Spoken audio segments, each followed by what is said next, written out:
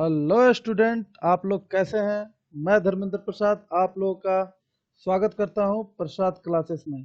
हम लोग आज शुरू करने जा रहे हैं इलेक्ट्रोस्टैटिक्स, जो कि दोबारा हम फिर से इस लेक्चर को तैयार कर रहे हैं।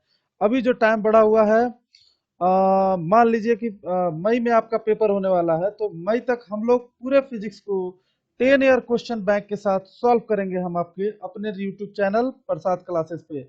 तो आप हमसे अगर नए जुड़ रहे हैं तो तुरंत सब्सक्राइब कर लीजिए, अगर पुराने हैं तो कृपया इसको शेयर कीजिए। इस इसमें हम पूरे नोट्स को कवर करने वाले हैं और साथ ही 10 year question bank question discuss किए जाएंगे। साथ ही एनसीईआरटी को तो कवर किया ही जाएगा, आप पहले से जानते हैं। काफी डिमांड पे हम इस क्लासेस को फिर से शुरू करने जा रहे हैं। तो आइए देखते हैं इलेक्ट्रोस्टैटिक्स। शुरू से ही ये शुरुआत है हम लोगों का इलेक्ट्रोस्टैटिक्स बिल्कुल जीरो से। तो इलेक्ट्रोस्टैटिक्स पे बात करेंगे और कहेंगे इलेक्ट्रोस्टैटिक्स में हम क्या सीखते हैं। तो हम ये जानते हैं कि इलेक्ट्रोस्टैटिक्स ये ब्रांच है फिजिक्स का, वह ब्रांच है जहां पे हम स्टडी करते हैं किसका, तो प्रॉपर्टीज ऑफ चार्ज का। और वो भी चार्ज कैसा होना चाहिए, तो बिल्कुल रेस्ट में होना चाहिए। तो क्यों ना इस बात को लिख लिया जाए।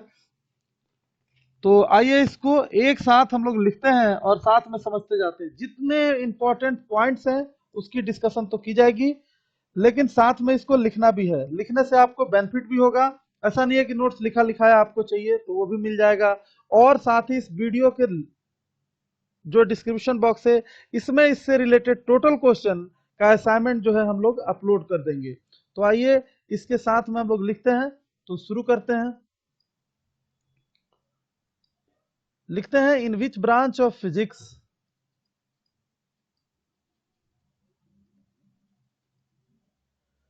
branch of physics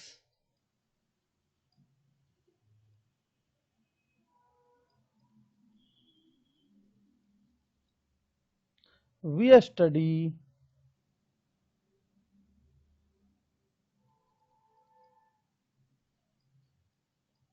property of charge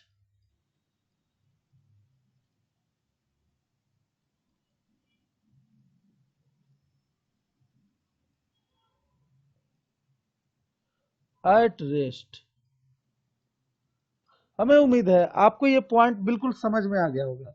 जब कोई चार्ज रेस्ट में हो, रेस्ट का मीनिंग है कि उसका पॉइंट फिक्स हो। यानी कि अगर एक पॉइंट यहाँ है, दूसरा पॉइंट यहाँ है, ये सो मेनी चार्जेस हो सकते हैं, लेकिन ये रेस्ट में होने चाहिए, बिल्कुल अपने पोजीशन पे बने होने चाहिए। ऐसा ना हो कि इनका मूवमेंट यहाँ पे इस चैप्टर में हमें नहीं पढ़ना है।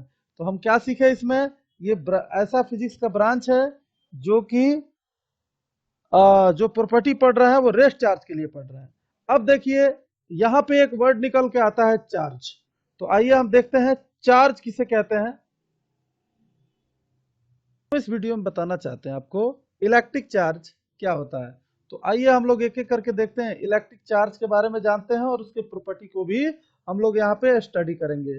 तो चार्ज क्या है इसको हम समझते हैं। देखिए एक्चुअली होता क्या है, किसी भी आप मटेरियल या मैटर को जानते हैं, उसके पास जितने पॉजिटिव चार्ज होते हैं उतने ही नेगेटिव चार्ज होते हैं। यानी कि इलेक्ट्रॉन और प्रोटॉन आप लोगों ने नाम सुना होगा, साथ में न्यूट्रॉन जो है न्यूट्रल होता है।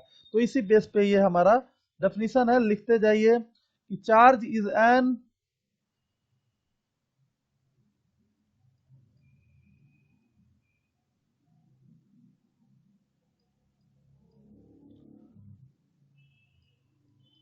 Intrinsic property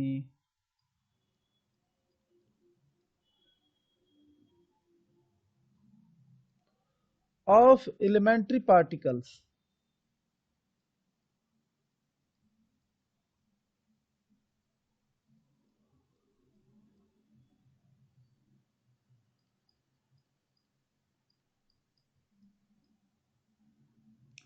of matter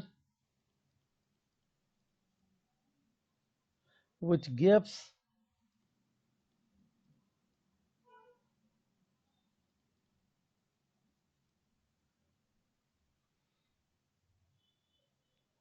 rise to electric force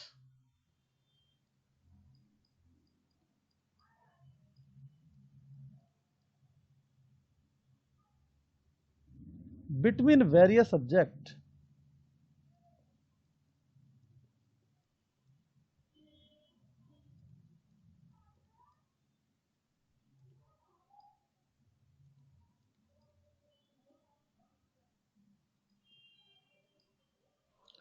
उम्मीद करते हैं आप लोग बिल्कुल समझ गए होंगे। अब आप जानते हैं कि कोई भी मैटर है इसमें दो तरीकों के चार्ज यहाँ पे हम डिस्कस करेंगे। और ये चार्ज कैसे होंगे, तो देखिए यहाँ पे टू टाइप्स ऑफ चार्ज हैं, तो हम इस पॉइंट को भी यहाँ पे लिखेंगे। तो लिख लीजिए इस बात को कि देयर आर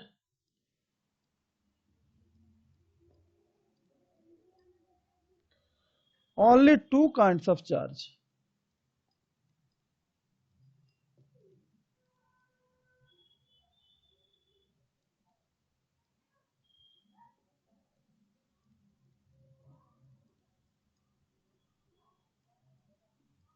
आपको पता चल गया होगा कि हम पहले चार्ज की कौन सी बात करेंगे। पहला चार्ज हमारा होगा positive charge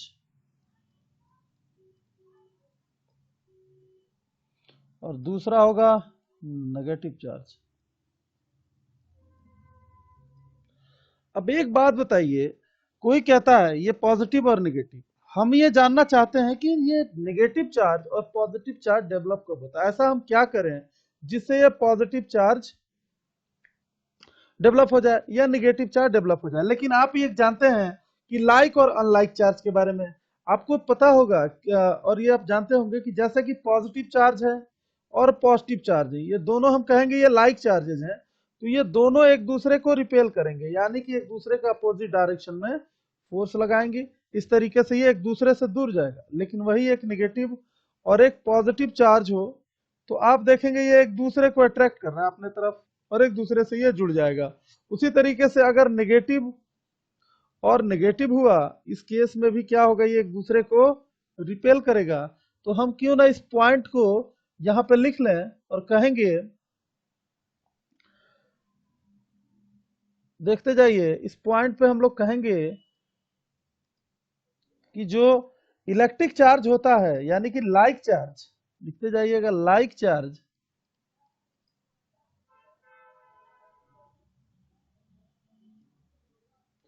repel and unlike charge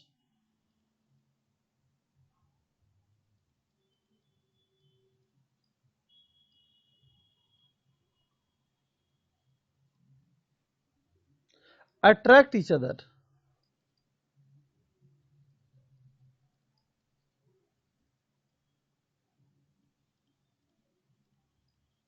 simple सा कंसेप्ट है, आप बिल्कुल ध्यान रखिएगा।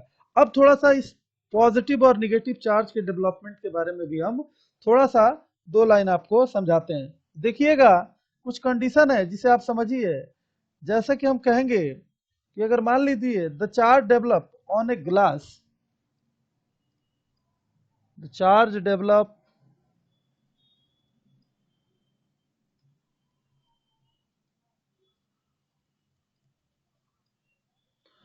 on a glass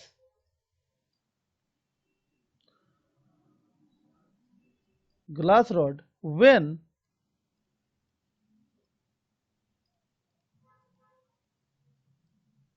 rubbed with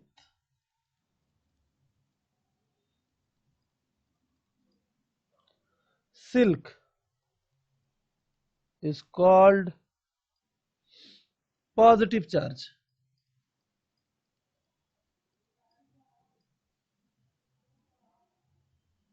हम जहां तक समझते हैं आपको ये बात समझ में आ गई होगी।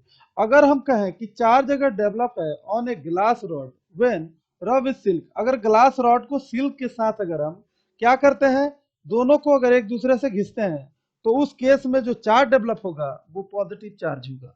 लेकिन यही बात निगेटिव चार्ज के लिए थोड़ा सा इस तरीके से है, इसे समझिए आप कि अगर निगेटिव के लिए लिखें तो कहेंगे द चार्ज डेवलप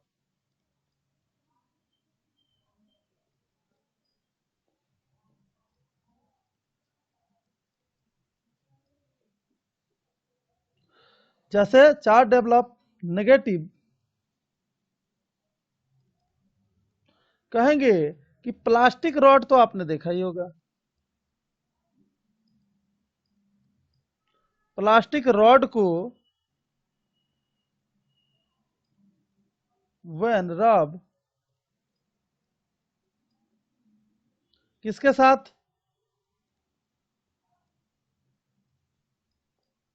ओल इज कॉल्ड, क्या बोलेंगे इसे? Negative charge.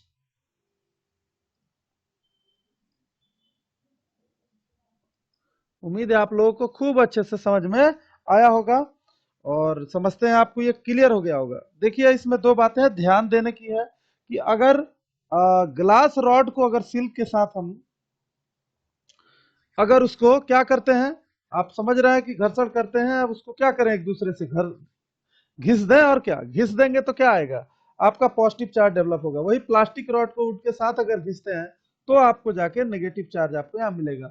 अब हम चार्ज के बारे में कुछ समझना चाहते हैं, इसके SI यूनिट को समझना चाहते हैं, तो आइए हम एक कंसेप्ट करके वहां पे बात करेंगे। देखिए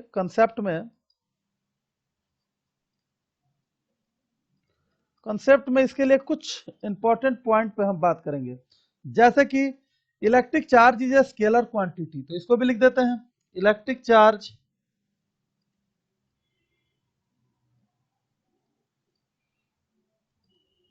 is a scalar quantity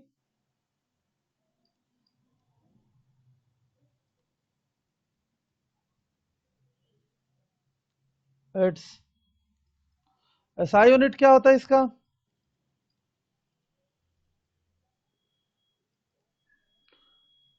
coulomb, जिसको C से रिप्रेजेंट करते हैं। हमें पता है जो प्रोटॉन होता है वो पॉजिटिव होता है और जो इलेक्ट्रॉन होता है वो निगेटिव होता है।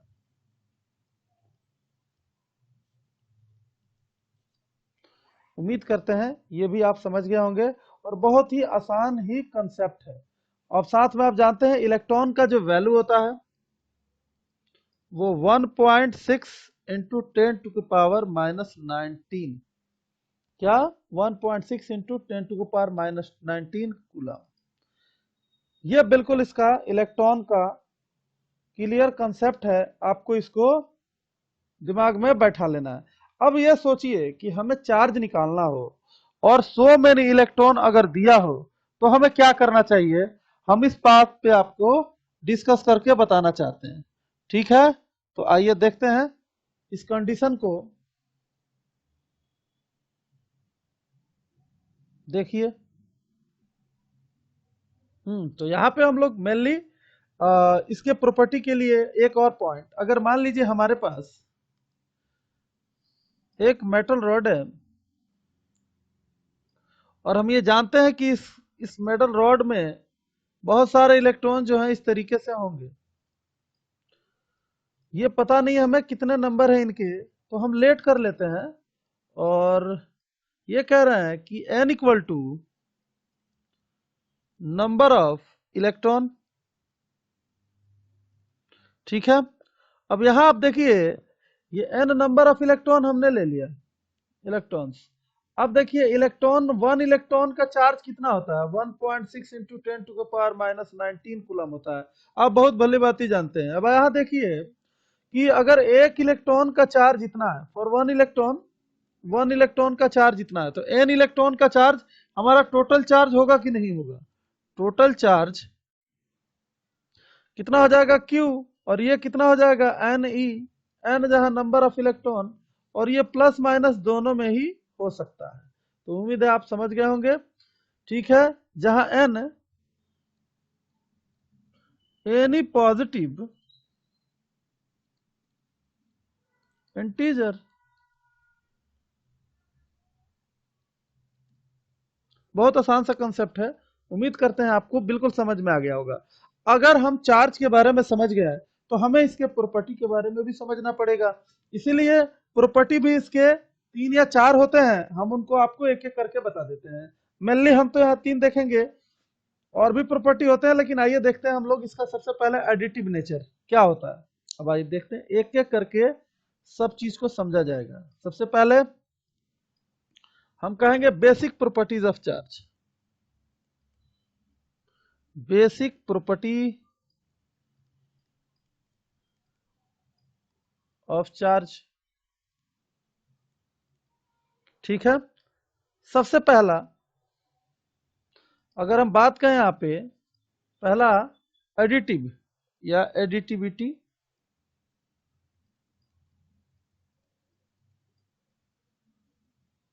एडिटिविटी।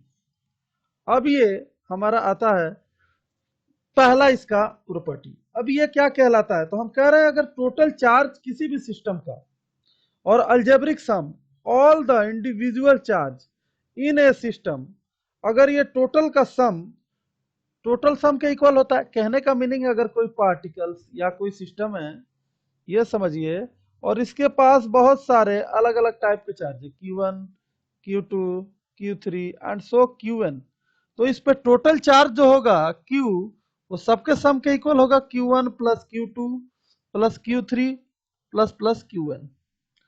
तो ये आप समझ गए होंगे बिल्कुल, ये एडिटिव नेचर ऑफ चार्ज होता है। दूसरी बात हम काम करेंगे quantization of charge. Quantization of charge की क्या प्रॉपर्टी होता है, तो आइए उसको भी देखते हैं, एक एक करके ये प्रॉपर्टी समझते हैं हम लोग। इसमें बिल्कुल मुद्दे की बात करेंगे, ना पॉइंट से भटकना है ना कुछ, हमें डायरेक्ट अपने कंसेप्ट पे कंसंट्रेट करना है और कोशिश करना है हमें ध्यान रहे ये बिना रटे, लाइन बाय लाइन, ठीक है। तो आइए दूसरा,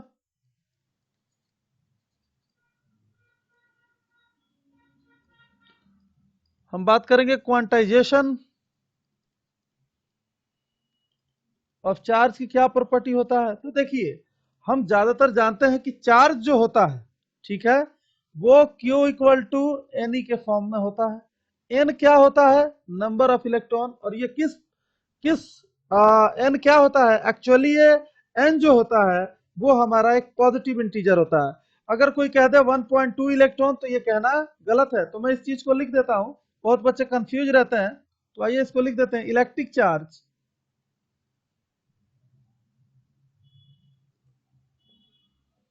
charge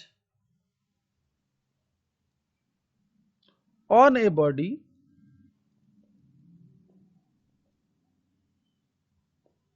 is always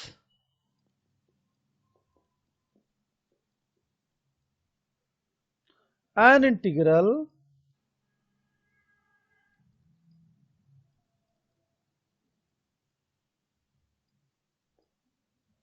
multiple of basic integral multiple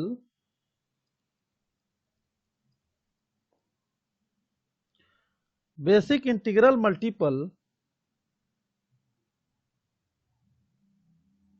ठीक है, always an integral multiple of a basic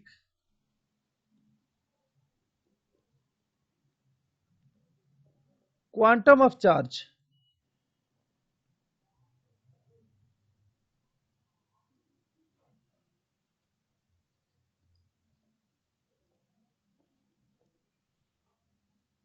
जैसे Q इक्वल टू एन का फॉर्मूला, और वेयर अब जानते हैं n इज पॉजिटिव इंटीजर। उम्मीद करते हैं आपको ये भी प्रॉपर्टी समझ में आया होगा। और तो चार्ज का क्या नेचर होगा, किस तरीके से चार्ज हमें दिखाई देगा, तो हम कहेंगे +-1 +-2 इलेक्ट्रॉन +-3 इलेक्ट्रॉन एंड सो, कुछ भी इस तरीके से हम कुछ भी दिखा सकते हैं। तो उम्मीद करते हैं आपको ये क्वांटाइजेशन, दो एडिटिव नेचर और क्वांटाइजेशन आपको बिल्कुल समझ में आ गया होगा। आइए देखते हैं आगे, नेक्स्ट पॉइंट की तरफ बढ़ते हैं। इसका जो है कंजर्वेशन ऑफ चार्ज क्या होता है, ये सुना सुनाया थ्योरी जरूर आपका होगा। हेडिंग कीजिए कंजर्वेशन ऑफ चार्ज।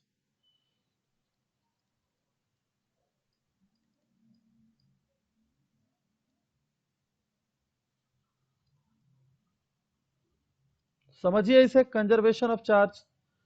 चार्ज को भी क्रिएट और डिस्ट्रॉयड नहीं किया जा सकता, इसीलिए बोला जाता है total charge of a isolated system remains unchange with the time, it means साफ साफ है, it is not possible to create और destroyed of net charge carried by an isolated system. किसी भी आइसोलेटेड, इसका मीनिंग क्या है, इट इज नॉट पॉसिबल, कह सकते हैं हम इसको, it is not possible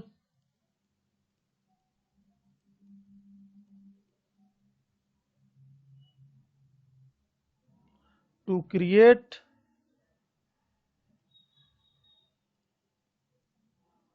or destroy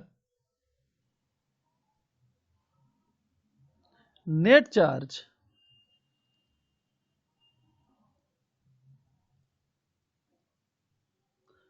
carried by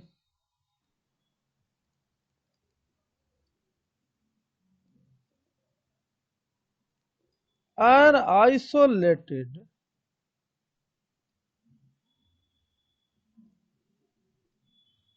system. बिल्कुल आपको क्लियर हो गया होगा। अब देखिए, चार्ज को हमने बहुत बारीक से समझा, पहले चार्ज कैसे डेवलप होता है हमने उसको सीखा, फिर चार्ज के नंबर को पता किया, ठीक है, किसी भी पार्टिकल का टोटल चार्ज निकाला और इसके क्या क्या प्रॉपर्टी होते हैं, एडिटिव नेचर को समझे, क्वांटाइजेशन को समझे, और साथ ही कंजर्वेटिव नेचर को भी, यानी कंजर्वेशन ऑफ चार्ज को भी हम लोग समझ चुके हैं। तो ये रहा चार्ज के बारे में थोड़ा सा बेसिक जानकारी। अब हम बात करेंगे चार्ज जो है रहता कैसे है। वैसा थोड़ी हवा में भी रहता है, वॉल्यूम हो गया, अगर आपके वॉल्यूम में है, सरफेस में यानी कि सरफेस पे, और लेंथ में यानी कि जिसके पास एक थीन रॉड हो तो उसके लेंथ में ही इलेक्ट्रॉन एग्जिस्ट करेगा। अब इनके काम के अनुसार इन पे नाम दिया गया है और उसको स्टडी हम करेंगे। तो आइए हम देखते हैं three types of charge density. Heading डालिए, थ्री टाइप्स ऑफ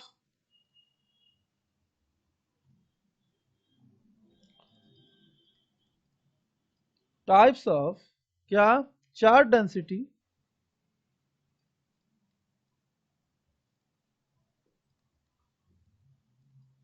पहला कौन सा, पहला हम बात करेंगे लीनियर चार्ज डेंसिटी। सबसे फर्स्ट लीनियर चार्ज डेंसिटी। अगर फर्स्ट की बात करें, लीनियर चार्ज डेंसिटी।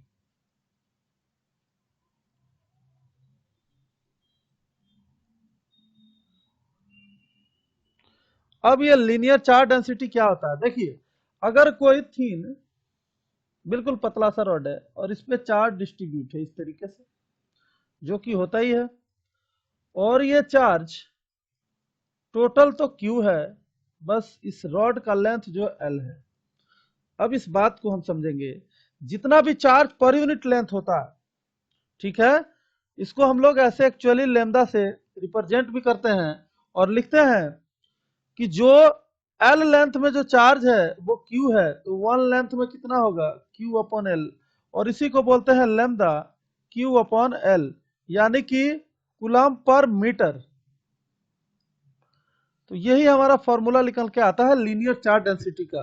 अगर चार्ज को लीनियरली अरेंज किया गया है, यानी कि इस तरीके से अगर एग्जिस्ट करता है, तो हम कहेंगे कि अगर इसका डेफिनेशन लिखेंगे तो क्या लिखेंगे, it is the quantity of charge per unit length. क्या लिख दे रहे हैं, is the quantity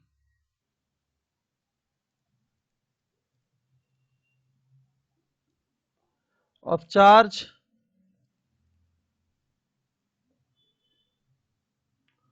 per unit length.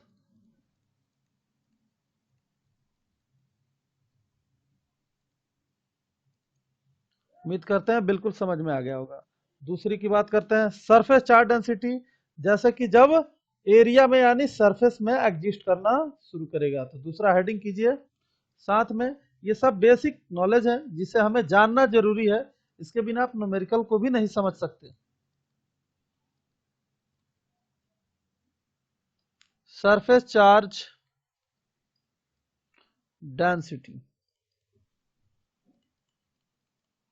इसको रिप्रेजेंट करते हैं सिग्मा से। और आइए देखते हैं सिग्मा का मीनिंग क्या है। जैसे मान लिया कि ये हमारे पास कैसा भी सरफेस है, इसका एरिया ए है और इस पे इस तरीके से डिस्ट्रीब्यूटेड है, तो अगर कहें ए एरिया में चार्ज क्यू है, अगर इस पे चार्ज क्यू है तो वन एरिया में क्यू अपन ए, तो इसकी को बोलते हैं सिग्मा क्यू अपन ए, यानी कि साफ है इसका एसआई यूनिट क्या हो जाएगा, कूलम पर मीटर स्क्वायर। तो उम्मीद करते हैं आपको बिल्कुल क्लियर हो गया होगा। यहाँ पे ए एरिया है और क्यू चार्ज है। अब तीसरा होता है वॉल्यूम चार्ज डेंसिटी। तीसरा क्या होता है, वॉल्यूम चार्ज डेंसिटी। तो आइए लिखते हैं, तीसरा है आपका वॉल्यूम चार्ज डेंसिटी।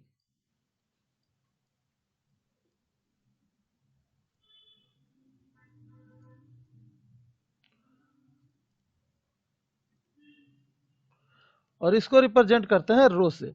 अब देखिए अगर आपका चार्ज वॉल्यूम में एग्जिस्ट करता है तो आप क्या करेंगे, ये देखिए ये क्यूबॉइड हमने बना दिया किसी तरीके से। अब यहाँ देखिए ये टोटल इस पे जो चार्ज रखा गया है, टोटल चार्ज का तो अमाउंट क्यू ही है, बस इस बार वॉल्यूम में एग्जिस्ट करता है। तो हम कहेंगे कि अगर v वॉल्यूम में q चार्ज एग्जिस्ट करता है, ये समझिए, तो वन में कितना करेगा q अपन v, इसी को बोलते हैं, सॉरी रो बोलेंगे इसे, रो से रिप्रेजेंट करते हैं वॉल्यूम चार्ज डेंसिटी को। तो रो इक्वल टू क्या हो गया, q अपॉन v। अगर इसका एसआई यूनिट आपको देखना है तो क्या हो जाएगा, कूलम पर मीटर क्यूब। तो ये तीन चार्ज डेंसिटी जो थे आपके लिए बिल्कुल इंपॉर्टेंट थे, आपको जानना जरूरी है कि चार्ज कैसे एग्जिस्ट करता है। अब यहाँ पे हम एक साथ आपको क्वेश्चन लेंगे, लेकिन उसके पहले हम लोग अब आगे बढ़ने जा रहे हैं और अब हम लोग जो सीखने जा रहे हैं उसका नाम है कूलम्स लॉ। हम लोग बात कर रहे हैं कूलम्स लॉ पे। और कूलम्स लॉ यहाँ पे होता क्या है, तो बहुत सिंपल सा कंसेप्ट है, ये समझिए। ऐसा समझिए हमने लेट कर लिया कि हमारे पास टू चार्जेज है, एक यहाँ पे और एक यहाँ पे। दोनों चार्जेज के बीच में कुछ ना कुछ डिस्टेंस रहेगा। अगर Q और ये Q, ये Q1 और Q2 इसको मान लेते हैं, ये दो चार्जेज हैं, ठीक है ना। ये दोनों चार्जेस के बारे में आप समझिए कि इन दोनों के बीच में या तो अट्रैक्शन हो सकता है, नहीं तो रिपल्सन हो सकता है। तो जो अट्रैक्शन और रिपल्सन से जो फोर्स यहाँ पे जनरेट होता है एक्चुअली, वही हमारा क्या होता है कि वही क्या, वही फोर्स होता है। और कूलम्स लॉ भी यही तो बताते हैं कि द फोर्स ऑफ अट्रैक्शन, हम लिख देते हैं इस बात को कि आप पेपर में लिख सके कि आपको लिखना क्या है, कितना लाइन इस्तेमाल करना है। तो आप लिखते जाइए,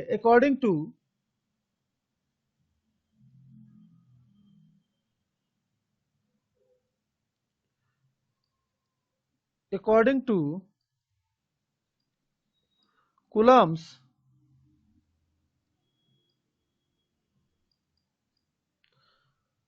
क्या कहते हैं ये, electric force between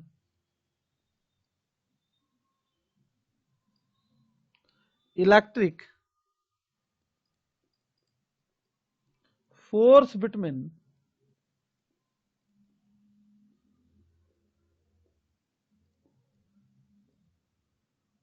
two stationary point.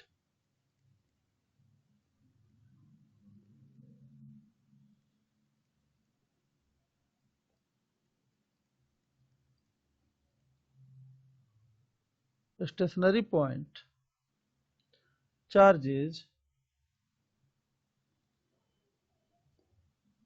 is directly proportional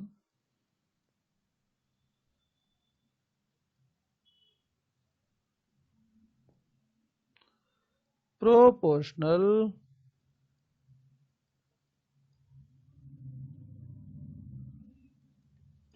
क्या, तो मैं बता देता हूं कि ये जो दोनों के बीच में लगने वाला फोर्स जो है वो किसके इक्वल होता है, यही हम समझना चाहते हैं। तो इसके बाद इसी बात में को हम लिखना चाहते हैं कि to the magnitude of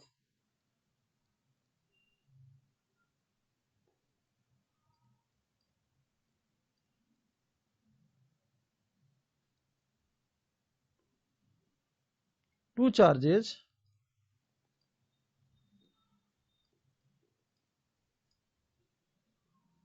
and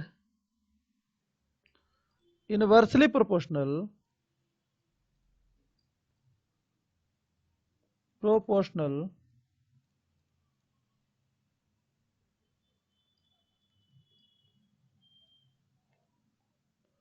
to the square of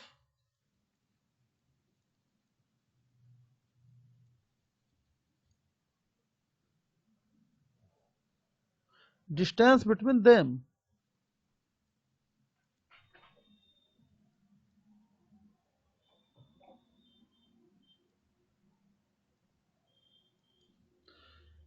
तो ये हमारा रहा कूलम्ब्स लॉ का टोटल कंसेप्ट। अब यहाँ पे हमें क्या क्या रखना है उसके बारे में हम सोचते हैं कि हम क्या कर रहे हैं कि यहाँ पे हमने अभी बताया था कि हम दो चार्जेज यहाँ पे ले लिए, एक तो Q1 दूसरा Q2, और दोनों के बीच का जो डिस्टेंस है वो R है। तो हम लिख देते हैं let Q1 and Q2 are two charges and distance between कितना है R, यहाँ पे दिया हुआ है।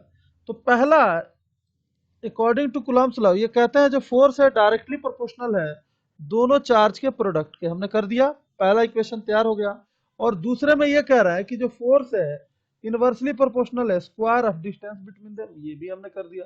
अब देखिए हम इसको क्या करते हैं, कंबाइन कर देते हैं, दोनों को एक साथ मिला देते हैं। तो आप directly proportional Q1 Q2 upon R square, और यहाँ पे देखिए डायरेक्टली का साइन हटाते हैं तो हम एक कांस्टेंट लाते हैं जिसको हम लोग बोलते हैं इलेक्ट्रोस्टैटिक्स कांस्टेंट, यानी Q1 Q2 upon R square. अब इस ये रहा हमारा फोर्स का फॉर्मूला, चाहे अट्रैक्शन हो दो चार्ज के बीच में या रिपल्सन हो, आपको फॉर्मूला यही यूज करना है। साथ में ध्यान रखना है चार्ज का कोई नेचर नहीं रखना है, सीधे चार्ज को पुट कर देना है पॉजिटिव में। क्लियर है? उम्मीद करते हैं आप लोगों को बिल्कुल ये समझ में आ गया होगा। अब देखिए अगर इस इक्वेशन को आपको वेक्टर फॉर्म में लिखना है तो आप वो भी लिख सकते हैं। अगर फोर्स आप लगाइएगा फोर्स पे वेक्टर, तो आप कहिएगा के Q1 Q2 upon R square, और एन कैप ये वो डायरेक्शन है, एन कैप यूनिट वेक्टर है जो कि फोर्स के डायरेक्शन को रिप्रेजेंट करेगा। अब यहाँ पे हम कहेंगे के के बारे में। अब आप बताइए, लिखते जाइए। के इज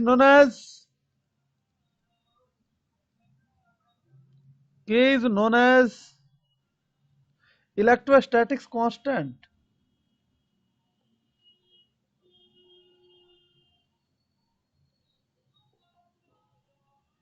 ये रहा इलेक्ट्रोस्टैटिक कांस्टेंट। और इसका SI यूनिट पहले समझ लेते हैं फिर भी वैल्यू भी समझ लेंगे। SI यूनिट, अब दिमाग लगाइए, आपको पता है फोर्स का न्यूटन होता है, के को रहने दीजिए, कुलाम तो coulomb square upon metre square. अब के सॉल्व कर लीजिए, कितना आ जाएगा यहाँ पे, तो न्यूटन मीटर स्क्वायर पर कुलाम स्क्वायर। अब वैल्यू ऑफ के भी हम लिख सकते हैं यहाँ पे, वैल्यू ऑफ के कितना हो जाएगा, यहाँ पे ये कांस्टेंट है, इसका वैल्यू गिवन होता है 9 इंटू 10⁻⁹ और एसआई यूनिट के साथ न्यूटन मीटर स्क्वायर पर कूलम स्क्वायर। उम्मीद करते हैं आपके दिमाग में बिल्कुल जाके बैठ गया होगा। अब देखिए यहाँ पे कुछ कंसेप्ट होते हैं कि जैसे कि के का एक दूसरा भी वैल्यू यहाँ पे आ जाता है। जैसे कुछ कांस्टेंट को लेकर हम यहाँ पे बात करना चाहते हैं तो इसको नोट में हम लोग यहाँ पे बताएंगे। इसको नोट में लिखिए, और नोट में क्या लिखिएगा, तो लिखते जाइए when two charges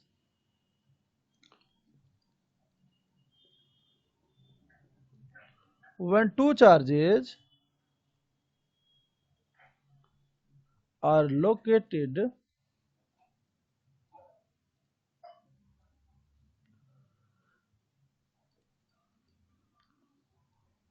in free space, इसका मतलब क्या होता है, जैसे वैक्यूम। तो देखिए, तो के का जो वैल्यू होता है हम बता देना चाहते हैं 1/4 पाई, और ये देखिए एप्सिलॉन नॉट, इसको क्या पढ़ते हैं, एप्सिलॉन नॉट। और ऐसे इसको परमिटिविटी भी बोलते हैं, ठीक है, क्या बोलते हैं, परमिटिविटी बोलते हैं। कहेंगे एप्सिलॉन नॉट इज नॉन, या अपने non epsilon not is called, क्या बोलेंगे, द परमिटिविटी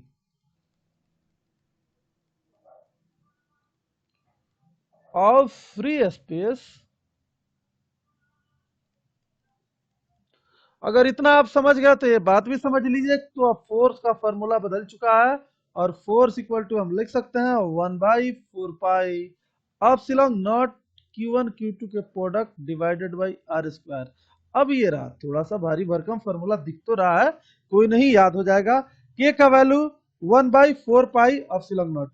अब हमारे दिमाग में ये बात आई कि 4 पाई तो हमें वैल्यू पता है 4 और पाई का, क्यों ना एप्सिलॉन नॉट को भी सॉल्व करके देखते हैं इसका वैल्यू कितना होता है भाई। तो आओ देख लेते हैं। तो यहाँ पे हम बात करेंगे the value of epsilon not.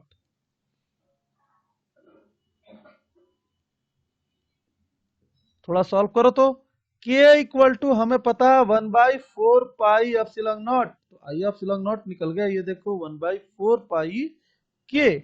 अब क्या लग रहा है यहाँ पे 4 पाई का वैल्यू 3.814 और k का वैल्यू 9 इंटू 10⁻⁹। अब एक बात बताओ, क्यों ना SI यूनिट को उल्टा कर दे, क्यों ना करेंगे, नीचे आया तुरंत पलट कर दो, क्या हो जाएगा न्यूटन मीटर स्क्वायर नहीं पर कूलम स्क्वायर। तो अब क्या हो जाएगा पर coulomb square divided by newton metre square. क्या कोई दिक्कत है क्या? सीधे इसका वैल्यू हम बता देते हैं कैलकुलेट करके। तो ये एप्सिलॉन नॉट का जो वैल्यू आता है 8.85 10⁻⁻12 coulomb square newton metre square. क्यों ना इसको सदा ही ध्यान रखा जाए। ऐसे तो एक्चुअली पेपर में ये दे भी देता है, लेकिन जरूरी नहीं है कि आपको ये दे ही दे। अब देखिए चार्ज हमारा सेम है, हमने वैक्यूम में रखा, इतना सारा खेल आपको देखने को मिला। अगर हमने सेम सेपरेशन सेम चार्ज को उठाया और किसी और मीडियम में पानी में डाल दिए या किसी और मीडियम में भी ले जा सकते हैं, तो क्या इसका कोई फर्क पड़ेगा क्या? क्यों नहीं पड़ेगा भाई। यहाँ पे सारा कुछ यहाँ पे जो है कूलम्ब्स लॉ जो है मीडियम चेंज करने से बिल्कुल बदलता है, जो फोर्स है उसमें चेंजेस आते हैं। तो हमें जानना है कैसे आते हैं, तो आइए देखते हैं। हम कहेंगे इस कंसेप्ट को, यहाँ पे ये हमारा कंसेप्ट दूसरा हो जाएगा। अगर कहें तो कंसेप्ट फर्स्ट इसको लिख देते हैं और क्या लिखेंगे, इफ टू चार्जेस, ऐसे कि इफ टू चार्जेस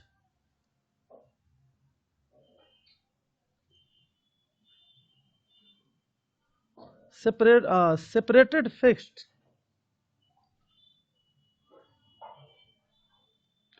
कहाँ fix distance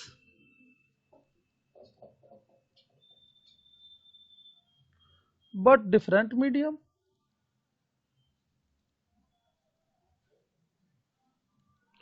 medium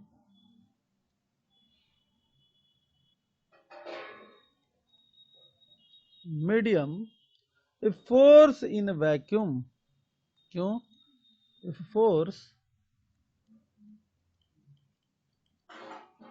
in vacuum, हम जो पहला बात करने जा रहे हैं वैक्यूम के लिए, यहाँ डबल यू, ये फोर्स इन वैक्यूम क्या निकालेंगे हम फोर्स इन वैक्यूम में, अभी तो कैलकुलेट किए भाई, इसको लिख देते हैं क्या। तो यहाँ लिख देंगे F equal to 1/4 pi epsilon naught Q1 Q2 upon R square. ये रहा हमारा पहला इक्वेशन। अब फोर्स इन मीडियम क्या हो जाएगा, अगर हम बात कहें मीडियम का तो कहेंगे force in medium,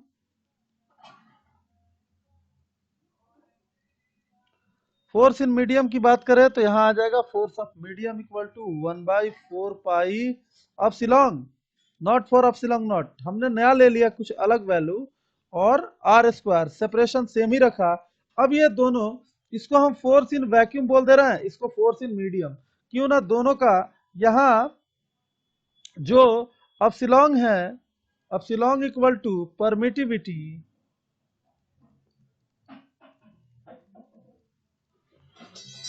of medium. अब देखते हैं, अब पहले को क्यों ना दूसरे से डिवाइड कर दें, फर्स्ट डिवाइडेड बाय सेकंड, तो force of vacuum divided by force in medium, और कितना हो जाएगा, अगर वैल्यू को यहाँ पुट करेंगे तो यहाँ आएगा 1/4 pi epsilon naught Q1 Q2 upon R square divided bye 1/4 pi epsilon naught, और सॉरी एप्सिलॉन, और Q1 Q2 upon R square. हम कहेंगे ये तो कट लिया देखो, और ये 4 पाई भी भाई यहाँ पे कट गया, तो यहाँ देखोगे एप्सिलॉन ऊपर चला जाएगा, तो force of vacuum by force of medium equal to epsilon by epsilon naught, और इसको एप्सिलॉन आर यानी कि रिलेटिव परमिटिविटी जिसको हम लोग बोलते हैं। तो यहाँ से आप एप्सिलॉन निकाल सकते हैं जो कि मीडियम का वैल्यू है।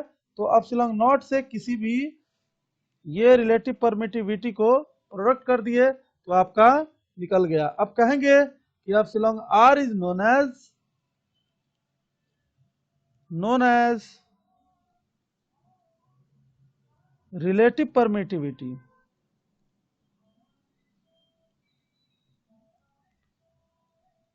परमिटिविटी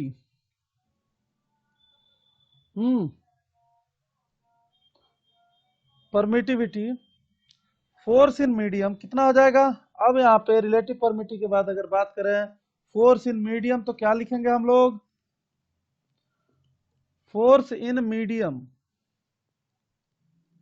अभी जो फॉर्मूला थोड़ी देर पहले हमने पढ़ा था कि फोर्स इन मीडियम क्या था, 1/4 pi epsilon Q1 Q2 upon R square भाई। तो इसी में एप्सिलॉन के जगह पे आप क्या लिख दोगे, तो फोर्स इन मीडियम आपका आ गया 1/4 pi epsilon naught epsilon R Q1 Q2 upon R square. तो आपको ये समझ में जाना चाहिए कि जो भी चेंजेज आ रहा है एप्सिलॉन नॉट के प्रोडक्ट में आ रहा है। अगर मीडियम चेंज हुआ और मीडियम का वैल्यू दिया है तो फटाफट आप क्या करोगे, एप्सिलॉन नॉट के साथ प्रोडक्ट कर दोगे। केवल कोई फर्क आया क्या, बिल्कुल नहीं। अगर हम कंपेयर कर दे फोर्स का तो क्या कंपेयर करेंगे, देखो तो फोर्स इन मीडियम कितना निकल जाएगा। अगर हम कहें यहाँ पे फोर्स इन मीडियम तो हम सीधे लिख सकते हैं जो भी फोर्स आया आपका वैक्यूम में उसको एप्सिलॉन आर से आप डिवाइड कर दीजिए। बस इतना काम आप कर लीजिए, आपका ये निकल के तैयार हो जाएगा। हाँ, एक बात और आप समझ लीजिए, ये जो एप्सिलॉन आर है यानी कि रिलेटिव परमिटिविटी, इसको हम लोग डाइलेक्ट्रिक कांस्टेंट भी कहते हैं भाई। तो ये इतनी सी बात दिमाग में तो ऐसा नहीं है कि नहीं रहेगा, बिल्कुल याद रहेगा। तो आप क्या ध्यान रखोगे कि जो रिलेटिव परमिटिविटी है इसको हम लोग डाइलेक्ट्रिक कांस्टेंट भी बोलते हैं। क्या समझा, तो आओ लिख देते हैं इस बात को। तो ये रहा आपका कंसेप्ट में लिख देते हैं कि sometime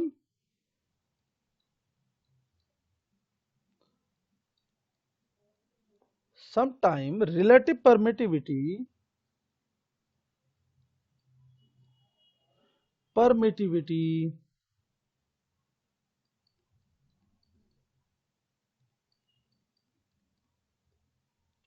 is also known as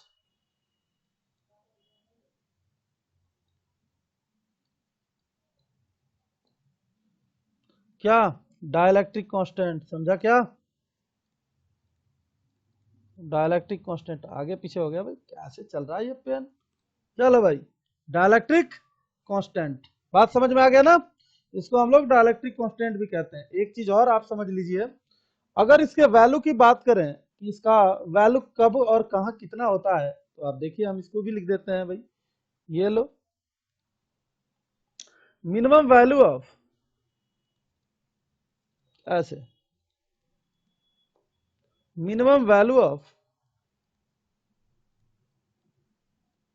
epsilon R in कहाँ पे, तो वैक्यूम में भाई। और कहाँ, वैक्यूम इज इक्वल टू 1। उम्मीद करते हैं दिमाग में बिल्कुल खिड़की खुला होगा और दिमाग के अंदर पहुंच गया होगा ये बात। तो आप इस बात को समझ लीजिए, ये कूलम्ब्स लॉ का टोटल कंसेप्ट रहा। अगर इसको कूलम्ब्स लॉ को कुछ लोग वेक्टर फॉर्म में कुछ अलग टाइप से लिखते हैं, कैसे अतरंगी करते हैं वो भी हम आपको समझाएंगे। वो लास्ट कंसेप्ट होगा इस कूलम्ब्स लॉ और चार्ज के बारे में। तो क्यों ना इसको खत्म कर लेते हैं 2 मिनट में फटाफट। आइए देखते हैं Coulomb's law in vector form. तो क्या लिखे यहाँ पे, Coulomb's law in vector form.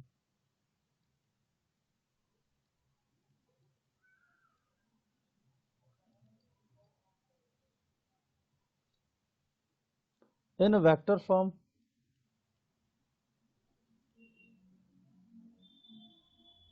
अगर आपको वेक्टर आता है ना तो बहुत ज्यादा दिमाग लगाने की जरूरत नहीं है। जहां पे मेन रिजल्टेंट निकालना है, और आप तो उसमें माहिर हैं। अब देखिए यहाँ पे एक, यहाँ पे हम बात करेंगे, एक चार्ज हमने रख दिया, दूसरा चार्ज यहाँ रख दिया। अगर हमने कहा कि ये Q1 है और ये Q2 है, दोनों के बीच में कुछ ना कुछ तो फोर्स लगेगा, यानी कि मान लीजिए पॉजिटिव हुआ। अगर हम कहें कि ये पॉजिटिव है और ये भी पॉजिटिव है, तो बताइए क्या होगा यहाँ पे। दोनों ही एक दूसरे को रिपेल करेगा, वन दूसरे की तरफ, दूसरा। तो क्या करेगा यहाँ पे, इस फोर्स का डायरेक्शन कैसे दिखाते हैं, फोर्स 1 से 2 की तरफ, और ये फोर्स 2 से 1 की तरफ। क्या दिक्कत है, जैसा वैसा। अब यहां देखिए, अगर हम कहें कि फोर्स 1 से 2 की तरफ, तो क्या लिखिएगा फॉर्मूला, अगर हमने इधर पॉजिटिव डायरेक्शन लिया है तो अकॉर्डिंग, हम एक चीज जानते हैं, राइट हैंड साइड को पॉजिटिव लेते हैं कि नहीं, और लेफ्ट हैंड साइड को निगेटिव लेते हैं कि नहीं। तो वही हम बात समझा रहे हैं आपको कि 1/4 पाई एप्सिलॉन नॉट, इसीलिए ये वेक्टर फॉर्म में पूछ रहा है Q1 Q2/r²। और अगर हम एन कैप पॉजिटिव ले लिए, यानी हम समझ रहे हैं कि डायरेक्शन हमारा पॉजिटिव एक्सिस की तरफ है, और यही बात अगर इधर थोड़ा घूम जाए, इसमें F2 से 1 की तरफ फोर्स तो सेम ही होगा, इसमें तो कोई चेंजेज का कोई बात ही नहीं है, Q1 Q2/r²। बट ध्यान रखिए, यहाँ पे माइनस का एन कैप होगा जी। क्यों होगा, इसलिए इसके डायरेक्शन की बात है भाई, इसीलिए होगा ऐसा। तो हमने ये आपको दिखा दिया, ये वेक्टर फॉर्म है, बहुत मुश्किल तो नहीं दिख रहा है हमें। अगर दूसरी बात कहें इसमें, देखो लास्ट कंसेप्ट है, समझने में कुछ बुराई थोड़ी है। यहाँ देखिए, अगर हम कहें कि दो अनलाइक चार्जेज हैं, एक पॉजिटिव हमने रख लिया और एक भाई नेगेटिव रख लिया, किसी लाइन पे आगे। अब ये देखिए, हमने मान लिया ये फर्स्ट चार्ज है और ये सेकंड चार्ज है। ये देखो फोर्स क्या लगेगा, 1 से 2 की तरफ, और ये 2 से 1 की तरफ। क्या लग रहा है, समझ में आया कि नहीं, आप दिखा सकते हैं कि नहीं। तो ये सिंपल से कंसेप्ट जो थे, हम लोग ने लाइन बाय लाइन किया, हमें नहीं लग रहा किसी को कोई डाउट इसमें होना चाहिए। तो अब हमें दिक्कत है कि अब हमने तो क्वेश्चन किया ही नहीं भाई, हमने तो फटाफट थ्योरी को तुरंत निपटा लिया। अब थ्योरी निपट जाने से क्वेश्चन थोड़ी हो जाता है। तो आइए देखते हैं, एक एक करके कुछ क्वेश्चन देखेंगे। पहले तो हम वो क्वेश्चन देखेंगे जो सीबीएसई बोर्ड ने अभी तक पूछा है 10 सालों में। तो क्यों ना एक एक करके हम लोग देखेंगे। तो आइए देखते हैं एक एक करके। हाँ तो देखिए, ये आपके पास एक क्वेश्चन आ चुका है, और ये क्वेश्चन कब का आया हुआ है, 2019। अब आपको दिमाग लगाना है कि इसके मार्क्स कितने हैं, कितने नंबर का क्वेश्चन है, ये 1 मार्कर क्वेश्चन है। अब आप सोच पाते हैं या नहीं, एक लाइन में भी सोच सकते हैं, दो चार लाइन करके भी कर सकते हैं भाई। आइए देखते हैं क्या है इस क्वेश्चन में। तो देखिए, यहाँ सिंपल सा कंसेप्ट है, बोला गया है टू आइडेंटिकल क्या conducting ball A and B have the charge -Q और प्लस का 3Q। ये देखिए, ए यहाँ पे है, इस पे क्या है माइनस का Q, और दूसरा इधर बी, इस पे है प्लस का 3Q। सेपरेटली कुछ डिस्टेंस पे रखा होगा, डी डिस्टेंस पे। They are about in contact with each other. लो भाई, इनको किसी ने एक दूसरे से कांटेक्ट करा दिया, और कांटेक्ट कराने का क्या मतलब है, चार्ज डिस्ट्रीब्यूट हो जाएगा इक्वल इक्वल। कैसे डिवाइड हो जाएगा इक्वल इक्वल, तो बहुत आसान है भाई। यहाँ करो -Q प्लस 3Q/2, तो यहाँ आ गया 2Q/2, तो भाई कट के आ गया Q। अब देखो, जैसे टच करके अलग अलग करेगा, वैसे ही क्या हो जाएगा, ये रहा A, इस पे भी चार्ज क्या बता रहा है Q, और दूसरा भी आ गया, इस पे भी चार्ज वही कैपिटल Q ले लो भाई, कैपिटल Q। और ये डिस्टेंस D है। क्या लग रहा है कि कौन सा नेचर है, दोनों पॉजिटिव हो गए, तो कौन सा होगा, जल्दी बताओ, अट्रैक्टिव होगा या रिपल्सिव होगा। तो एक लाइन का जवाब है, सिंपल सी बात है, आप क्या कहोगे, रिपल्सिव। क्या बोलोगे, नेचर क्या होगा, रिपल्सिव। देखा, आया समझ में कि नहीं। चलो नेक्स्ट क्वेश्चन करते हैं, और ये देखते हैं ये कब का आया हुआ है। तो आइए करते हैं। देखो भाई, आपके सामने नेक्स्ट क्वेश्चन भी आ चुका है। क्वेश्चन देखिए, two equal balls having equal positive charge. Two equal ball हैं, यहाँ देखते जाइए, अगर एक बॉल यहाँ है तो दूसरा बॉल यहाँ है, हो सकता है, और दोनों का चार्ज यहाँ पे इक्वल है, Q है तो दूसरा भी क्या है, Q है। तो बोलेंगे two equal balls having equal positive charge Q coulombs are suspended by a two insulating string. ये किसी स्ट्रिंग से सस्पेंड किया गया है, यानी कि लटकाया गया है। Suspended two insulating string equal length, what would be the effect of the force when the plastic sheet is insulated between them. अगर दोनों के बीच में अगर कोई प्लास्टिक शीट लाते हैं तो क्या होगा, अब देखने की बात है। अब ये देखिए, कहीं ना कहीं से कर रहा है, तो ये दोनों के बीच में फोर्स तो लग रहा होगा ना, हाँ या ना, तो फोर्स कितना होगा वो, सोल्यूशन देख रहे हैं हम लोग, तो यहाँ से फोर्स सिंपल सा है, K Q square upon R square, अगर आर डिस्टेंस लिए हैं तो। अगर कोई डायलैक्ट्रिक आ जाता है तो अब अभी हमने पढ़ा है कि जो फोर्स आएगा वो चेंज होकर आएगा, और वो क्या होगा, एफ इक्वल टू हम कहेंगे कि K Q square upon R square, और एक डायलैक्ट्रिक कांस्टेंट यानी कि के लग जाएगा। यानी कि एक्चुअली पहले वाले फोर्स से क्या फर्क आया, तो पहले वाले फोर्स में ही हमने के से डिवाइड कर दिया। अब रह गई प्लास्टिक का चीज आया है तो इसका के का वैल्यू 1 से ग्रेटर होगा। इसका मीनिंग क्या है, इसका मीनिंग साफ है कि ये प्लास्टिक सीट आने से जो नया फोर्स होगा पहले वाले फोर्स से डिक्रीज कर जाएगा। सिंपल सा कंसेप्ट था, उम्मीद करते हैं आपको ये क्लियर हो चुका होगा। आइए नेक्स्ट क्वेश्चन देखते हैं। हाँ तो ये देखिए आपके पास तीसरा क्वेश्चन जो है इस तरीके से आपके सामने आ चुका है। ये दिल्ली में ही पूछा गया था 2019 में। देखिए काफी थोड़ा सा आसान तो नहीं कह सकते, लेकिन हाँ है तो बढ़िया क्वेश्चन। अब आप देखिए क्या दिया हुआ है, two identical point charge Q and Q kept 2 meter apart in air रखा गया। Third point charge Q of the unknown magnitude and sign is placed, magnitude and sign दोनों अननोन है, ना ही इसके बारे में हमें साइन पता है ना इसका मैग्नीट्यूड पता है। Placed on the line joining the charges such that the system remains in equilibrium, find the position and nature of Q. ये देखिए हम कह रहे हैं कि आइए इसको अरेंज करते हैं किसी लाइन पे। हमने किया, एक लाइन ले लिया, ये रहा देखिए, यहाँ से यहाँ तक एक लाइन ले लिया। अब हम बोल रहे हैं यहाँ पे चार्ज हमने रख दिया और उस चार्ज का वैल्यू है Q, फिर यहाँ पे चार्ज रख दिया, उस चार्ज का वैल्यू है Q, दोनों आइडेंटिकल है। हमें नहीं पता, हमने कहीं भी यहाँ से x डिस्टेंस चल के और यहाँ पे एक पॉइंट चार्ज रख लिया जिसका नाम है कैपिटल Q जो कि रखना है, तो ये बाकी बचा हुआ डिस्टेंस 2 माइनस x होगा। ये रहा। अब आप सोचिए और जवाब दीजिए। ये कह रहा है इसका साइन नहीं पता है, आपको साइन भी बताना है। अब चलिए हम थोड़ा साइन के लिए सोच ले, एक सेकेंड के लिए आप इसको पॉजिटिव मान लीजिए। लो भाई पॉजिटिव हमने मान लिया।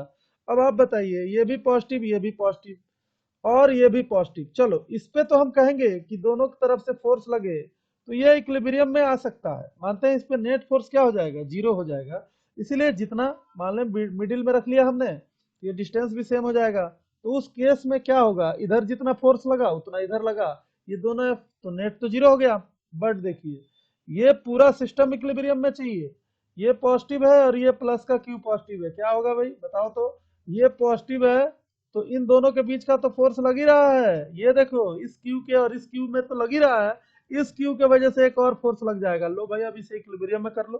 कैसे होगा ये इक्विलिब्रियम में, ये तो इधर जैसा ही ऐसा हुआ इधर भाग लेगा ये क्यू की तरफ, ये इधर भाग लेगा तुरंत ही। तो हम कह रहे हैं कि पॉजिटिव भाई रखना ही बेकार है, क्यों रखें हम पॉजिटिव। तो इसका मतलब है कि साफ बात है, पॉजिटिव नहीं रखेंगे तो क्या रखेंगे, निगेटिव रखेंगे और क्या। तो आइए देखिए निगेटिव रखने से क्या होगा, तो ये भी हम लोग फर्क समझते हैं। निगेटिव रखने से देखिए, अगर हमने चार्ज को निगेटिव रख दिया तो ये देखिए निगेटिव रखते ही इन दोनों के बीच में अट्रैक्शन फोर्स लगेगा, हमने मान लिया F1। तो इन दोनों के बीच में यहाँ पे इससे भी फोर्स लगेगा, यहाँ पे इधर F2। अब देखिए ये निगेटिव चार्ज है और ये यहाँ देखिए इसके और इसके बीच में इधर फोर्स लगा, अगर मान लीजिए तो यहाँ निगेटिव के वजह से इधर लगा, तो हो सकता है ये दोनों फोर्स आपस में इक्वल हो जाए, इधर भी इक्वल हो जाए, तो ये इक्विलिब्रियम में आ सकता है। यानी सबसे बेस्ट है भाई कि आप सुटेबल फोर्स है वो है निगेटिव साइन। तो आइए देखते हैं, साइन का पता चल चुका है, अब फोर्स भी निकाल ही लेते हैं।